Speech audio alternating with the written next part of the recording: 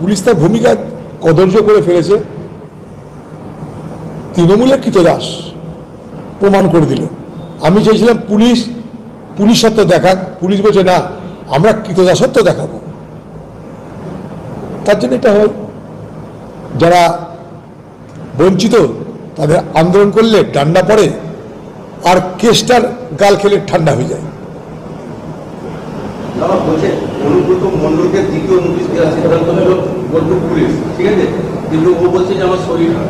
বলবি তো, দিদির ইনস্ট্রাকশনে বলছে, যা হচ্ছে সব দিদির পরামর্শে হচ্ছে। ধরে নিয়ে এসে থানাতে তো ট্রিটমেন্ট করা যায়, ধরে নিয়ে এসে ঘর ধাক্কা দিয়ে ধরে নিয়ে আসা উচিত, এমনি তেমনি না। একটা পুলিশ বলে কোনো কথা না, একটা ব্যক্তির পরিবারকে নিয়ে গালাগালি। এটা চুল্লু খেয়ে উল্লু হয়ে চাকরিদা করলে বাংলা মানুষ মানবে না।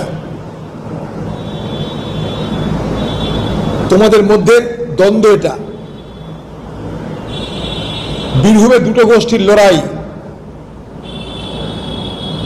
আগে সর্বকর্তা ছিলেন কেসটা, এখন সেখানে ফাটল ধরেছে কেসটা, সেটা সহ্য হচ্ছে না, তাই তার বিষাদগার।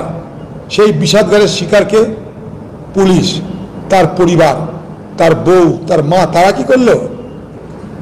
এই সমস্ত তৃণমূলীদের জুতানো দরকার, জুতানো, জুতিয়ে তাদেরকে থানায় নিয়ে যাওয়া দরকার। তার পরিবারের মা সত্য না থাকে তাকে মানুষ বলা হয় না, পুলিশের পুলিশত্ব না থাকে তাকে পুলিশ বলাও যায় না। তৃণমূল দিদির প্রিয় কেসটাকে বাঁচানোর ময়দানে নেমেছে। তারা কিছুর পরোয়া করে না, কারণ তারা জানে যে ভোট কেড়ে নিব, মেরে নিব, পয়সা দিয়ে কিনে নিব। এই তাদের অ্যাটিটিউডটা এইরকম।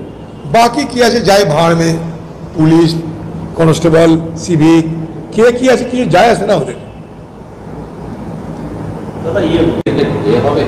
দিদি বলছে তাই সবই ম্যানেজ হবে। বাংলার মুখ্যমন্ত্রী চাইছেন না যে তার প্রিয় কেসটা সে থানায় যাক।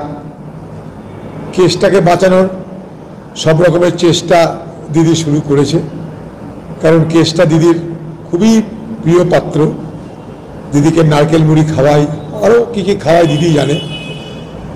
কয়লা পাথর পয়সা কম দেয়নি, তাই কেসটার প্রতি দিদির একটা কৃতজ্ঞতা তো আছেই।